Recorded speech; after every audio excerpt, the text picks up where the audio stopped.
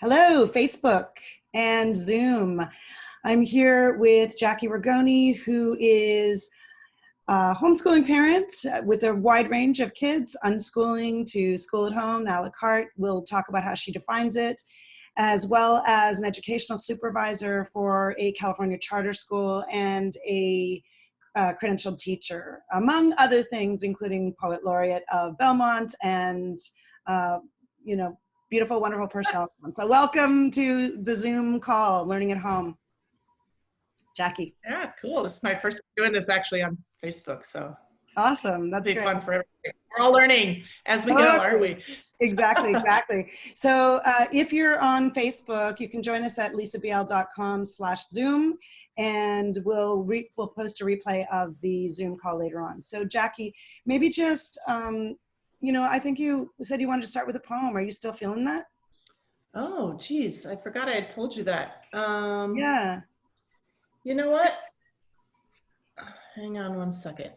You know what? We better skip that because I have to stay through. Yeah, usually I like to start things with a poem, and that's because I feel like it kind of lifts us above the tips and tricks and tactics and just kind of gets us in the head of, let's just be in the moment. And that's how I connect with other people who have been through this before.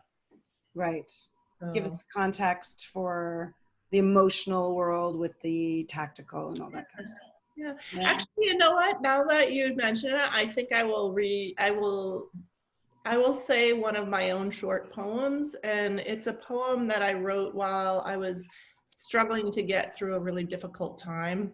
And I realized that all of my struggle and pushing and trying to make it work was making it worse. And that the more I just let it be, the better it got. So this is a poem called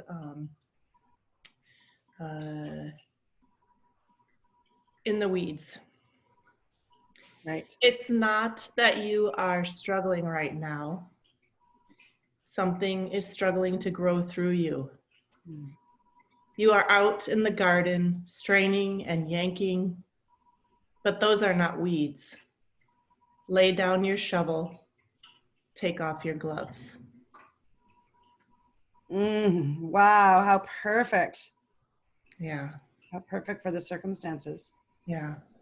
Yeah.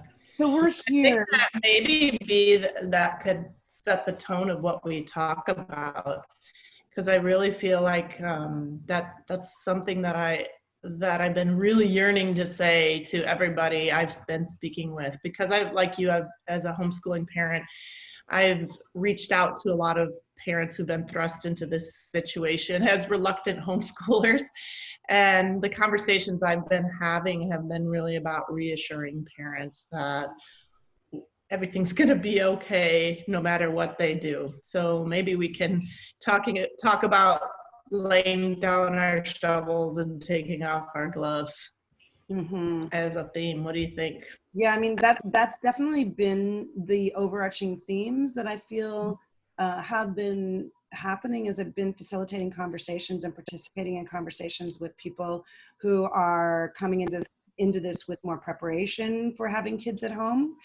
Yeah. And I think getting your spin on it, your take on it would be fantastic, especially because you are a credentialed teacher and you do have insight from the parenting perspective, and you do have insight from the charter school perspective. So yeah. I think that would be great. I will say, just to set the context for people who may not have seen any of the other conversations and the other videos, that we're here because suddenly many people in our communities are finding themselves with their kids at home and with their schools closed or attempting to go virtual without really any preparation for being ready to do so. And we're on day 4, at least in our area, of school closures and the kids being home from school.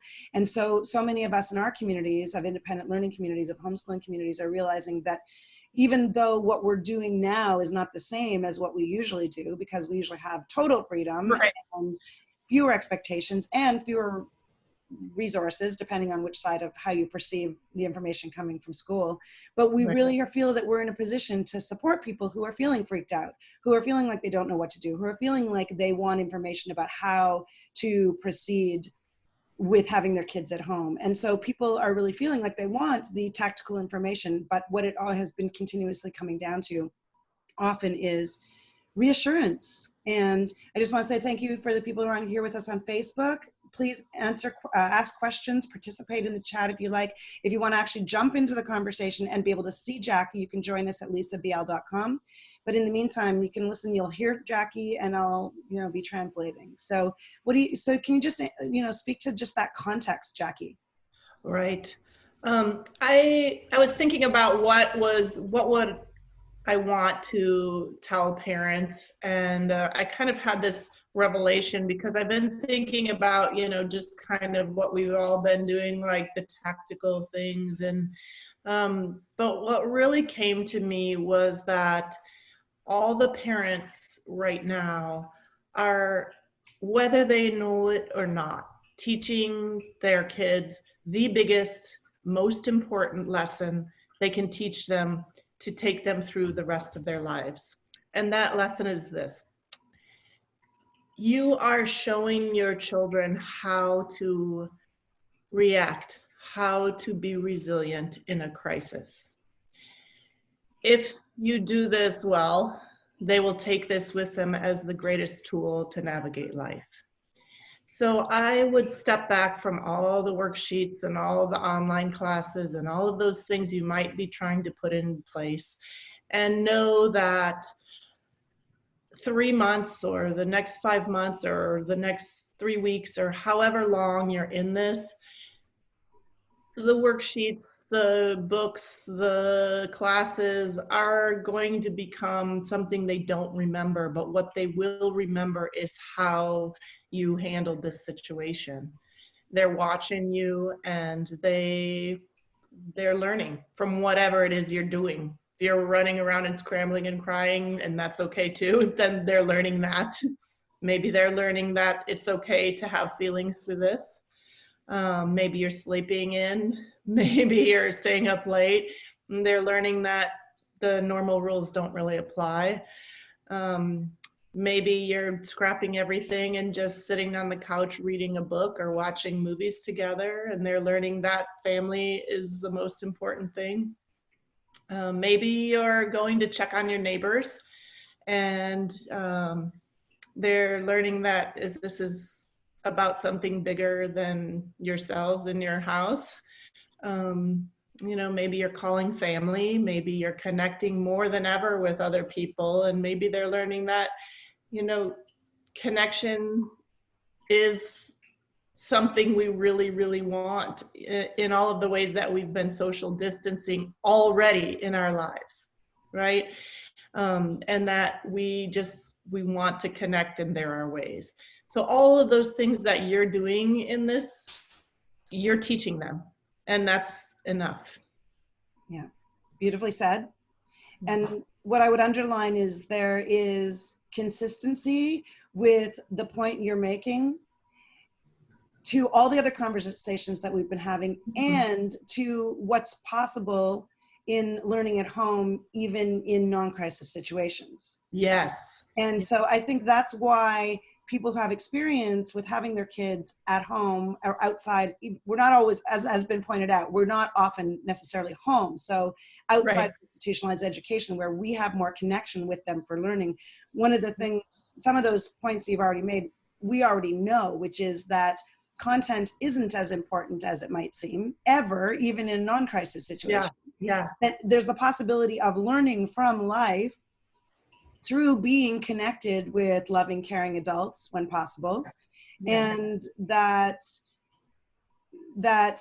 family's important, that relationship's important, and that we are co-creating in every moment how we live our life, how we learn. And so that those are consistent regardless of the time. And I think those are examples of why we can bring information and support and reassurance. Right. In fact, if I can talk about a conversation I had with a friend yesterday, actually what was interesting was that I would have probably never in the rest of my life spoken with this person, because, you know, we were coworkers, and, you know, we're friends on Facebook, but, you know, we don't really have a reason to connect with each other. And this gave us a reason to connect. And so she said, you know, I put out a call, hey, I'm a homeschooling parent and credentialed teacher. I'm here. Let me know what you need. And so she reached out.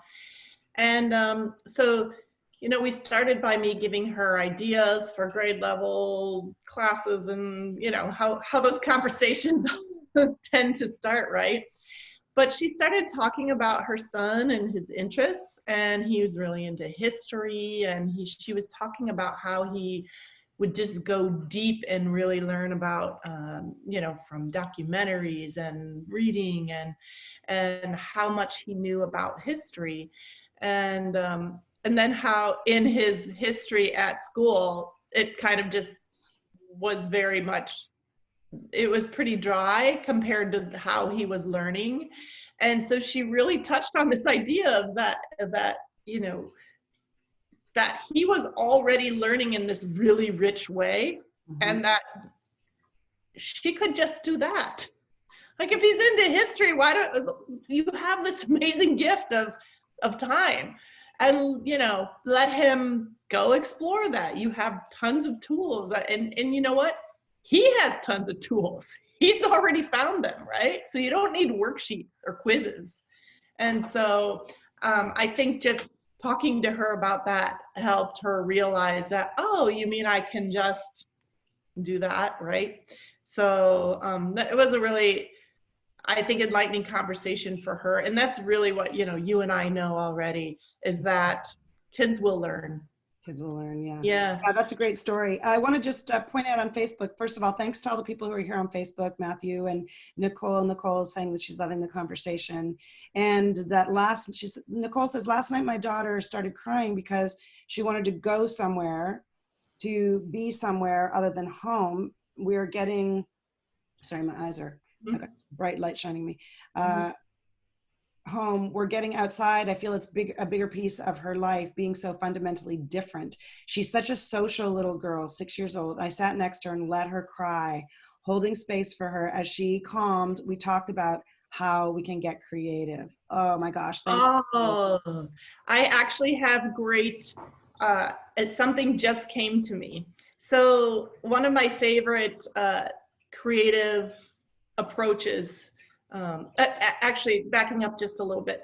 So I feel like art and creativity, poetry, writing, music is the most important thing right now. Our creativity is going to really save us here. And so when you were reading that from Nicole, hi Nicole, the image that popped in my mind was this artist who, at the Mexican border wall, he created this image of two kids on a seesaw. And I think he was an architect, and he created this idea of having like a teeter-totter, where even though the kids couldn't see each other, they could do the teeter-totter on either side of the wall. Oh, wow. Yeah. Wow. So I love that creativity can create connection, and how even just the metaphor of that, right? When I move, you move too, and that we're still connected in our movement. So you know what? Your 6-year-old can still go to the park and go on a teeter-totter. You can go, you know, come up with a new game of tag that doesn't involve touching, or you could, I mean, I would just open up the possibilities to what you could do with your child, and make it a challenge, right? Nicole's appreciating that, saying that's beautiful. And it is. I love that image of the teeter-totter through the wall. I think that's a beautiful artistic expression of it. And I want to bring the conceptual piece that I've been sharing that I think is relevant, which is that our normal everyday lives are so focused on whether we like it or not. Like, we battle the inclination, the tendency, the habits of consumption, right? Always consumption. And always in my interactions with my kids, I have this premise and this concept of it's necessary to balance consumption with creation and contribution. I Right. would probably add connection in too, but those have been the three that I focused on. So that if you're finding yourself consuming, maybe it's time to start looking at how can you be creative? How can you make something? How can you, if you're just Totally. like playing video games, can you make a video game? Or if you, Yes. you know, Yeah. even if Yeah. you're reading, can you do some writing and all That's those right. and contribution? And so so I think that's a really, really great example. And I think in some ways, this is what's up for us right now is we're being called on to say, take a pause, take some space. You're not going to be out there in the world continuing to do your regular work a day, work as Yeah. life, and you're sending your kids off and doing your work and everything's so segregated. Instead, it's the time to come together to figure out how to balance our consumption with Mhm. our creativity and creating of things and our Right. connections and our contributions. Right. Or, I should say, and you could approach this the way an inventor approaches a problem, right? So we have a need, and how can we meet this need? So one thing that comes to mind is, remember that old-fashioned game of telephone we used to make with the tin cans with the string in between? I mean, if there's a kid down the How old street, we are. exactly, pre-texting and all that business. There are all kinds of simple things that you could do. And what a cool opportunity for your daughter you're an inventor. How would you solve this problem? And, I read this thing, I don't even know if it's true, but, Edison had to make 1,000 light bulbs that didn't work before he made the one that did work. So go try and fail 1,000 times. But, by then maybe this will all be over. And what a cool lesson, right? Whether the specific is true or not, the general is certainly true. Right, exactly. So if anybody has questions, we are kind of talking abstractly now. Remember you said, okay, we're going to do practical. And every single time we get on these conversations, the intention is to be practical and be specific, specific ideas. And we end up talking about, this overarching piece. If anyone on Facebook does have questions, concerns, or is willing to share your own specific situation or the circumstances you're in right now, give us fodder for a conversation, but otherwise we'll probably just have fun. Whatever right. comes Yeah, up. Oh, Lisa, what are you doing today? No, I was gonna say, in my lofty approach to things, and I tend to think of things as, on that bigger level, but I would also say that it's not a free-for-all, because it's going to be really hard, I think, for everybody if in your space you have this free-for-all. Let's be creative and let's let it be what it is, right? So I don't mean to say that. What I mean to say is that, and all creativity loves constraints. And so I would say, or what I do with my own kids, although I've been a little lax this week, is, you have to get up and shower and brush your teeth and eat breakfast and make your bed before you get on any electronics and you do anything else, right? So that just kind of gives us a fixed start to the day, which I think is really helpful. It helps create some order for me. I also have them, I have a whiteboard, and together we create a checklist of what they're going to do today. So, and it doesn't have to be a dictate, but it just gives them some ideas. And, that beautiful thing of being able to check something off is that you could at least feel like you completed something. So, they have to get outside. They have to, do some body movement, and, we have a bedtime. So having some structure in the openness is really good. I think that's a great example of how to approach creating a combination of structured and unstructured time. Something else that's been coming up repeatedly, but I'll restate some of these things because different people will be watching different videos. And that is that everyone's going to create their own structure, but one of the opportunities here is for family just to come together at the very beginning right now with the plan for the next 3 weeks or 4 weeks or possibly 5 months or maybe this week, whatever time frame you decide, to come together as a group, as a family, and as we were defining yesterday in the conversation, recognizing that it's a team. This is really about creating an environment where you're a team, and saying that as a team, how are we going to create? And obviously, some people are going to more or less have the idea that the parent is the manager or the boss or the, ruler. And that's going to vary depending on what your family values are. Everyone's different. Right. So, but having that time to come together to say, here's the structure we're going to follow. In your case, some outside time every day, getting up and getting ready, starting the day together. That may work for people. I think it's a great starting point. And other people's values and personalities and styles and circumstances might be different. That's right. Yes. And even so, I love that idea. And I haven't actually done this, but it's on my mind to do it in the next day or two, which is that big step back. And I would, even before setting those structures in place, how I'm going to start with my own kids is, because as you said earlier, we homeschool, but this isn't our normal homeschool day, right? We're also confined. We have all kinds of classes that were canceled or moved online. We have all kinds of friends that we see on a regular basis, like you, and that we're not able to do right now. And so we're also having to get creative and figure out our new normal. But what I'm planning to do with them is that, we have this somewhat indefinite amount of time, but it is a finite amount of time that we're going to be together in this crisis, opportunity, however you want to call it. What I want to say to them and to all kids is that when you're 80, you are going to be talking about this time to your grandchildren.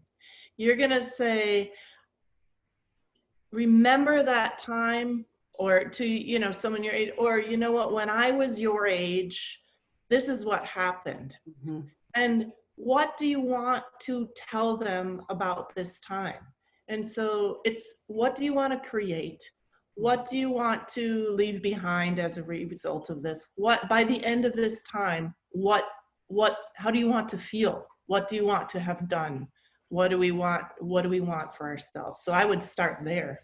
And you referenced a quote around that yesterday or the day before, I forget what it was, that in a time of crisis, you're either going to... That was my own quote. That was my own quote. Oh, that was you. What was it again? Share that again. I want to share something that Bryce wrote. Yeah. So in times of crisis, there are 3 kinds of people. And this is just something that occurred to me, because I think this is true throughout history. We can look through World War II, we can look through the Holocaust, we can look through any times of crisis. So in times of crisis, there are 3 kinds of people: those who make it worse, those who stand by, and those who make it better. And we get to choose who we want to be in this. Beautiful. Yeah, thank you. So going back to the idea of creativity, Bryce writes that while you were talking, my 3-year-old started unbuttoning our duvet cover. This gave me ideas. Button all of my dress shirts together to make something neat and abstract. Learn to sew buttons, so many buttons on one shirt. Fun. Yes! Thank you, Bryce. And then while you're at it, Bryce, can you please invent something that prevents my duvet from slipping down all the time into my duvet cover? Yes. And I think it's a great example that there's learning and possibility in every minute, and especially when you have a 3-year-old. Something that came up on one of the calls I was on yesterday, Bryce says yes, that one of the calls I was on yesterday is that we're much more inclined and steeped in, oriented towards following creativity with our kids when they're preschoolers before they go to school. And this isn't necessarily going to be something that people are going to be able to integrate into pulling their kids out of school and suddenly creating this environment of creativity necessarily. But there is the possibility of addressing how we interact with our older kids in much the same way. Like, the interesting thing is that our kids, we can interact with them in ways that are generally determined to be for younger kids. Like, hey, what's play? What can we do that's playful? What can we do that's creative? And that are more adult-like. And I think that's the thing that keeps coming up. We can use our adult skill set, our adult production, productivity tools, our communication skills, our metacognition skills, and bring those to our kids at a more advanced level than our culture generally thinks they can understand and use. Absolutely. And we can be interacting with our kids in ways that are often just left behind in childhood. Oh, I see. So like what you're saying is like balancing, and I realize I haven't been very great with this because I've actually been focusing on, this kind of thing, supporting other people, supporting my own students through the charter school, because, that's still ongoing, and I'm still working full time with my students in charter school. But I don't think we've played that much in the last few days. I mean, and I don't mean to make that any kind of, we parents in general already have so much expectation. Yeah. So I don't hear that anybody as an expectation or something you're missing. I'm planting it as a seed that in general, because we live in a culture generally that's so siloed in terms of ages, all the 12-year-olds are here, and then we have all these plans about what you're supposed to be doing at given ages, and that we tend to have kids growing up pretty quickly. A lot of times the things that we do with kids who are 5 and under before they go to school are relegated to that time, and we forget about the possibility of doing those later. Here's actually time and space once we get over maybe this like initial like recalibration time to maybe say, okay, well, what are some of the things that from childhood that we could revisit again? And like I say, the things that from our adult lives that we can be scaffolding and teaching and raising some meta awareness and metacognition and meta learning skills. Right. And along those lines then, so play with the younger kids, with the older kids. My conversations with my kids are around, what are you going to do? What do you want out of this? I don't have to be making these decisions for you. This is your opportunity just as much as mine. And so I kind of approach them more like peers in this one. My youngest one, who tends to feel things the most deeply, was, feeling really upset. And I didn't even necessarily take the time to comfort her. But what I said was, that's a really hard feeling to have. And what do you want to do about it? I don't have to necessarily take that on as my problem right now. And let them, and it actually empowers them to handle the circumstances themselves. And now that's not to say that, I'm going to be cold and ignore all of their feelings all the time, but I also don't have to take them all on either, So yesterday in the conversation that I was, the panel I was on that was moderated by Danielle Strockman, and that Pavi Erickson was on as the child. It was supposed to be teenager. She was a child. Love it. One of the things I'm sure Pavi had plenty of advice for people. She was moderate, but one of the things that came up in the conversation was the possibility of, and this is again an overarching parenting thing, but also that we have a chance to like explore a little bit more when we have our kids at home, is the standard approach we generally have that is so authoritarian and top down that we're steeped in automatically because our culture is so steeped in it. And one of the other homeschooling moms on the panel suggested this language where she said, I tell my kids that I'm their consultant.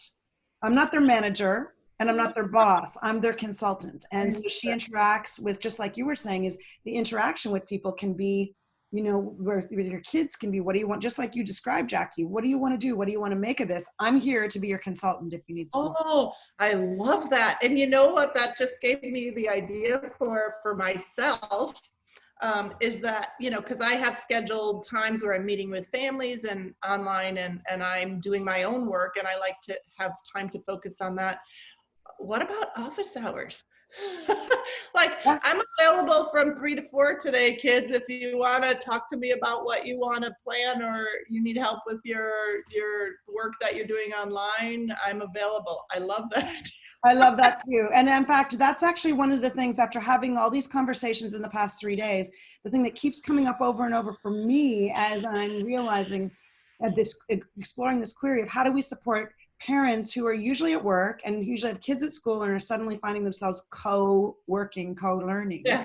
Is that this is an amazing opportunity to recreate what learning means in ways that actually may stick around in our culture. So you could actually, the people who are in that situation may be part of the future of learning and being case studies for the fact that we can collaborate together in the same space. We can use some of the same tools that we have that work well in our working worlds, like office hours, like meetings, like goal setting, like, you know, Pomodoros are one that I keep referring to, like for productivity, which, you know, I won't go into it again because I've said it a couple times, but this is an opportunity for us to practice, model, and do some case studying on what does it mean to have multiple, like a diverse set of coworkers in a space with different intentions and different goals, and how we can support each other as a team. Right. And I think the thing is also, you and I have a head start on this. I want to acknowledge that it took us a while to get these kinds of ideas and systems in place, right? So it is going to be chaotic for a while until you figure out what works for you. And so, in fact, years. In fact, you and I are constantly revising what those look like. And as our kids age, they have different needs, and as I move through my things, I have different needs, and so it's a constantly evolving thing. So the chaos that you may feel right now is normal and natural, and so, you know, it's not like it's supposed to be this perfect system already in place with schedules and everything, right? It's going to evolve even over these 3 months, right? Absolutely. Absolutely. And just like life, you know, I mean, that's the other thing, is it's really kind of like a metaphor for, I mean, it's a microcosm of life. So I have some people on Facebook. If anybody has any questions, comments, love to interact, love to have more interaction, even if you're willing to share what your current circumstances, which will give us a little bit of context in which to respond to. We did say we we're going to talk about deschooling and unschooling, which we have talked about on some of the other videos. If you're in the Learning at Home Facebook group, we can go back and see some of them, but we can also touch on it again, especially because Jacki is a credentialed teacher. And maybe you want to talk about that from the perspective of how you're managing and balancing the role of being an educational supervisor for Ocean Grove, still working and supporting your kids. Now, granted, you already had that structure in place, but what information do you have that might be helpful? And also, by setting context, Nicole asks, how would the consultant role look for younger kids, or does it evolve there as they grow? So there's a lot, throwing a lot over, serving a lot of over. Well, we'll start with the consultant role. Is what I would say is it's almost the same, right? I think seeing a 5-year-old or a 6-year-old as someone who's worthy of consultancy is a very powerful message to your child. So for you to even use the same language you might use with a 15-year-old to say, hey, I'm your consultant, even using that terminology. And then describe what a consultant is, because there's learning. Explain what it is, and then I don't know that I wouldn't make it that much different, to tell you the truth. How about you, Lisa? Would you? Yeah, I don't know. I think it's, again, it's a creative opportunity because not necessarily typical in our world, and that's why we're getting a chance to recreate and make new situations. And yeah, I think that would be an amazing challenge. And Nicole, since you've been here pretty regularly and you're in the group, I would love to hear how that goes if you try it out, because you do have 4 and 5-year-olds or 3 and 5-year-olds. So it'd be really interesting to see how that goes. Like, hey, what do you want to do today? I'm going to be your consultant. What a consultant is someone who supports. All you need to do is ask me for help, and I'll do my best to help you. And meanwhile, I have some other projects I'm working on, but I'm available to you when however. And I'd be I'll let you know if I can help you. Right.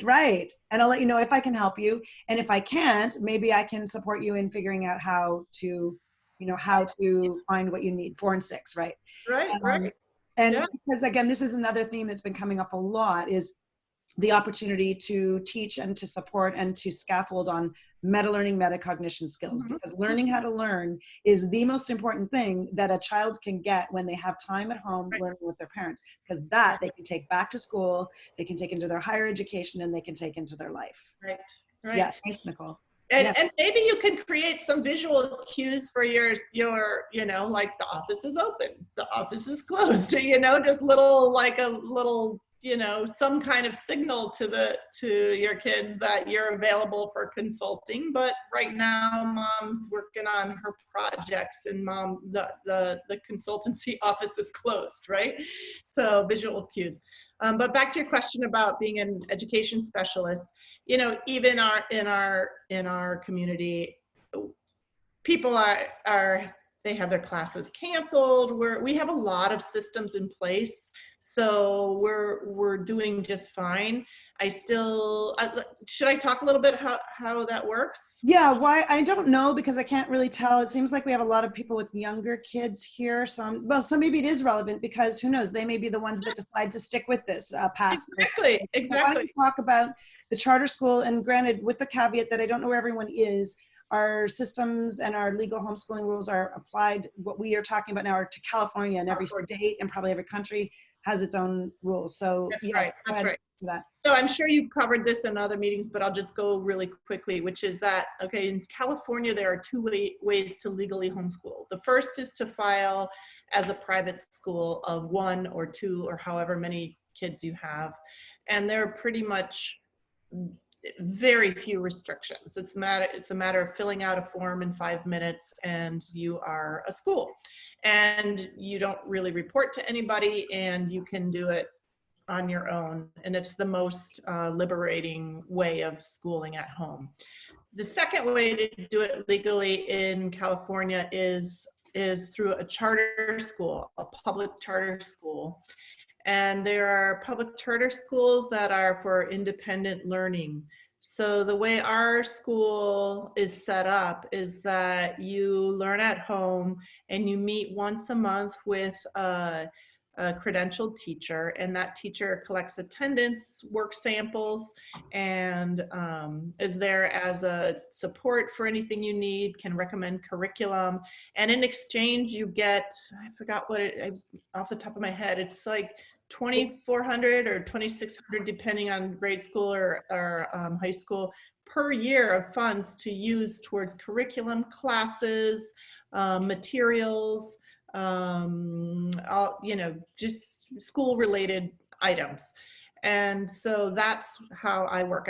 I'm a credentialed teacher, and I meet with students and families once a month to document what they're doing and to be a resource for them. If you're with your younger kids and you're realizing, hey, this is something I could actually do, then I would recommend looking into the charter schools, because it actually can be so doable for younger kids.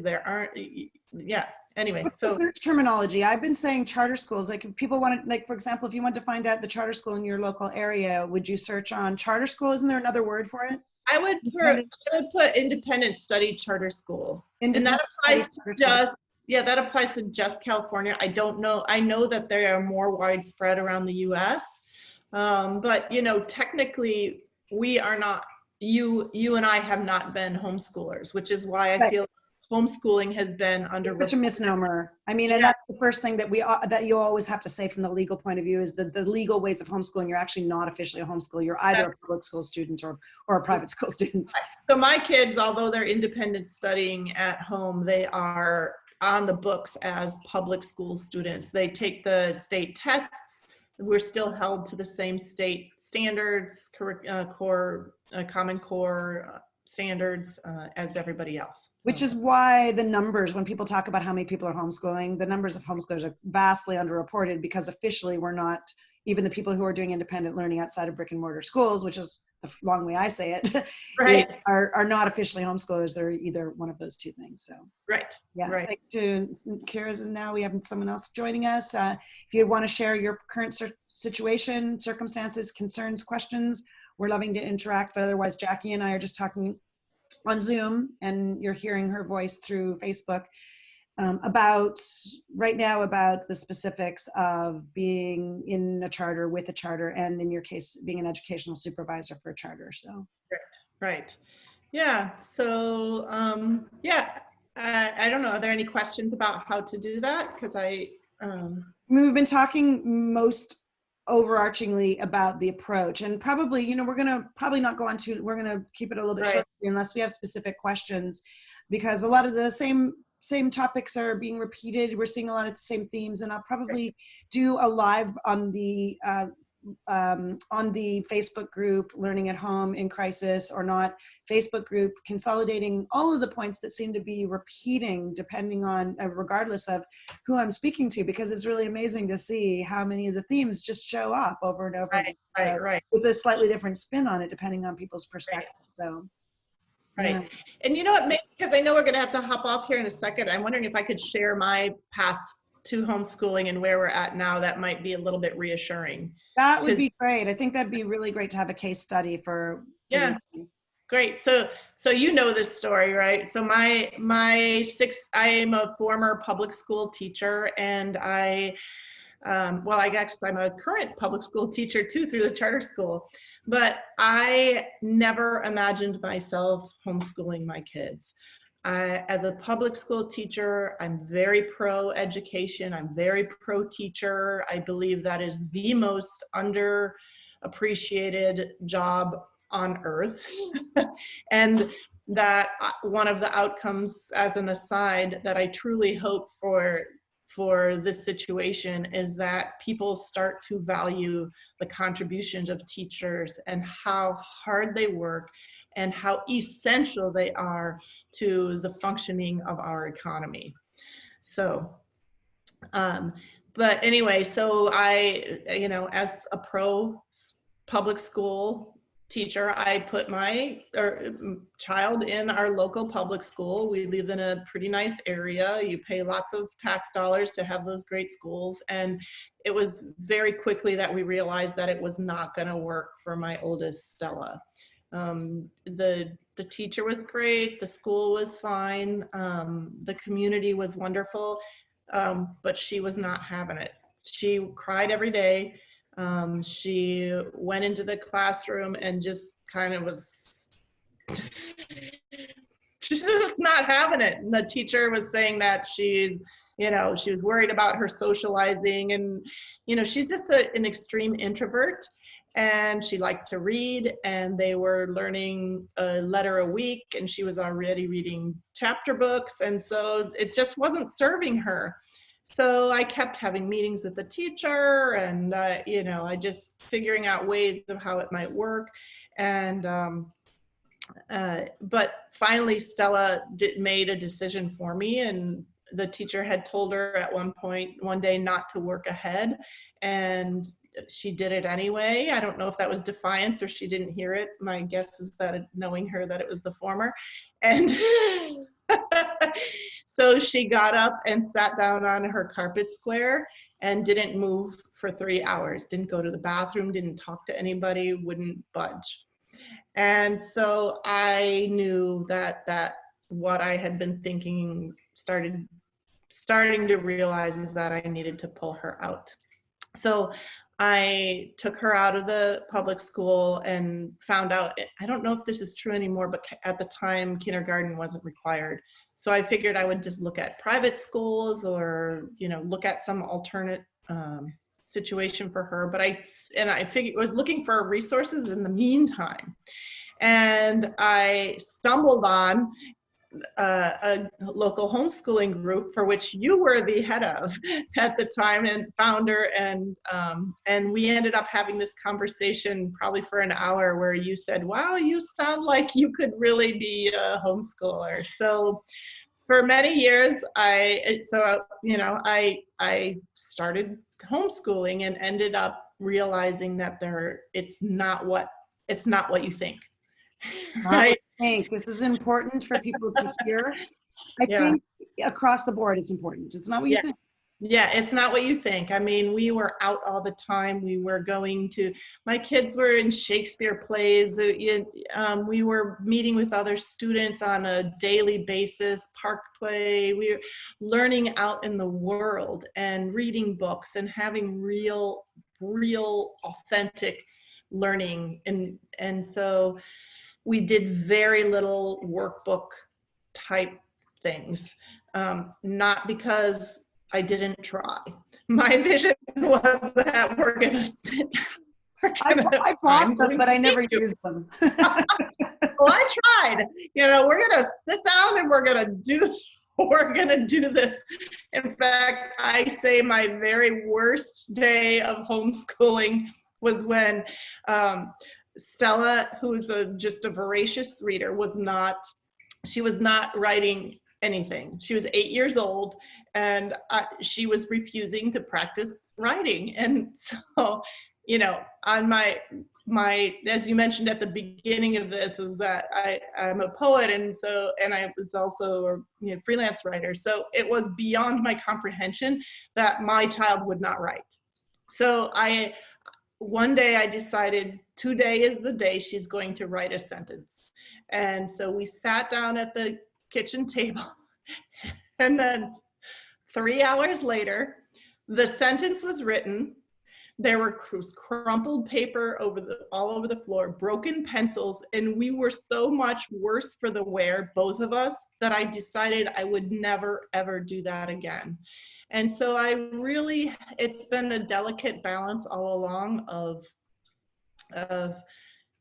giving my kids the freedom to learn their way, but also factoring myself into the equation, which is I need something here too. And so I'm constantly dialing up and dialing down what those are. Sometimes I do say, no, you got to do this. As they get older, it gets a little bit easier to do that, depending on the yeah, I'm forcing them to do.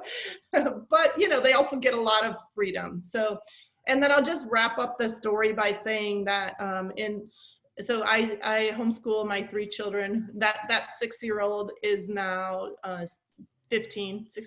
She'll be 16. No, she's 16. 16, 14, and 12. And I've homeschooled all along the way, except for when that 6-year-old reached 7th grade. She saw all the kids going to the middle school with their backpacks and their cell phones, and she said, I want to go try school. And I thought, oh, this is going to be an awesome test of how well we're doing. And so we approached it like an experiment. I said she had to go for at least a semester, that she couldn't quit, in a couple weeks in, that she had to give it a real try, and that what would it take to get straight A's. So the first month she said,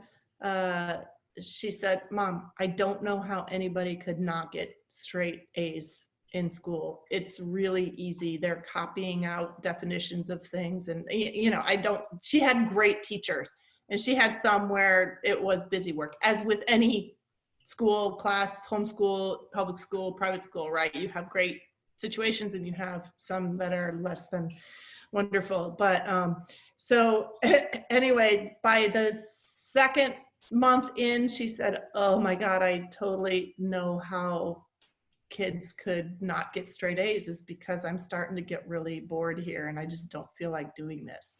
So she made it through the semester. She did get straight A's. There were some holes, I have to say, in our learning. There were some things she just didn't learn. In fact, one of the hardest things was learning how to raise her hand in class to ask to go to the bathroom, because she's never had to do that before, and she thought it was really weird that you have to ask permission. That was really hard for her. One of the gaps when my oldest kid, who's now 21, had at one point, I realized they didn't know the months of the year. Oh, that's funny. I didn't think to teach them the months of the year. Oh, that's funny. Yeah. Well, I think that's learnable. And the thing is, whatever gaps you end up having, they're very easy to fill very quickly. And then that said, there were also many things that she knew that the students didn't know. So I'll give you an example of that. In her science class, they were learning the scientific method. They went outside and they were supposed to make observations of this structure that was under the roof of the school. And the kids were looking at it and they're talking about how it was made. And Stella's sitting there going, oh my God, I cannot believe these students don't know that that's a barn swallow nest.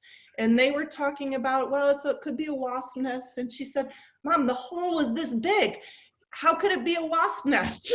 You know, so stuff that we had been so much out in nature classes, and we'd done birding with the Audubon Society.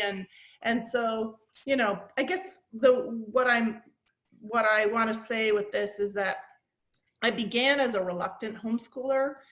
And after that experience, I became a wholehearted homeschooler.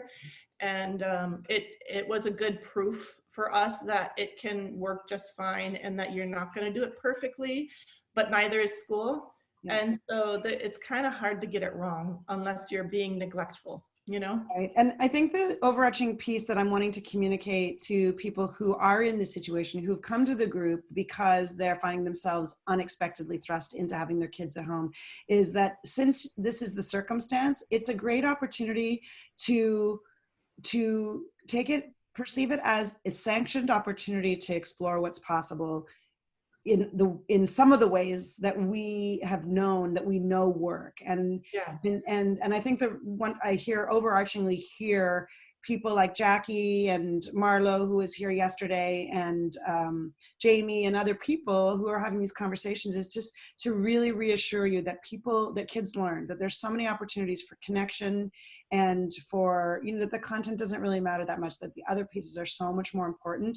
And this is your opportunity. So many of us or have long conversations and think and struggle and have difficulties with school and research and all this stuff before we decide to make the leap. You're actually getting an opportunity to try this out for free without any responsibility. And that's the other thing, is we struggle with it because we're feeling the responsibility that we're taking on. Whereas in some ways there's great freedom in the fact that people in this situation right now are doing it through no fault of their own and no explicit choice. So you kind of get the best of both worlds in terms of not having taken on the ownership and responsibility for it, but having the freedom to try it out.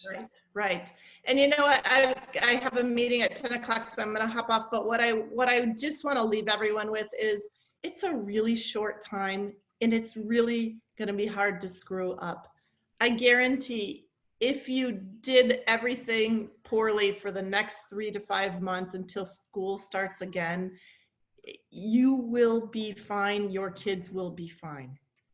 There's nothing, you can't really do it wrong. Yeah, that's a great place to end. Yeah, that's a great place to end. Thank you so much, Jacki, for being here, for sharing your experience. Thank you to everyone for being here on Facebook. I'll post the replay in the group. If you're on Zoom and you're not in the group already and you want to join the group, just search on Facebook, Learning at Home in Crisis. You'll find it. Join us over there. We're basically providing resources, community, and reassurance. Right. And if you want to reach out with questions, I'm Jacki Rigoni. You can tag me on Facebook, Lisa, if questions come through you. Okay. Yeah, and I'll put links to you too. Okay. Good luck, everyone. Thank you. All right. Take care.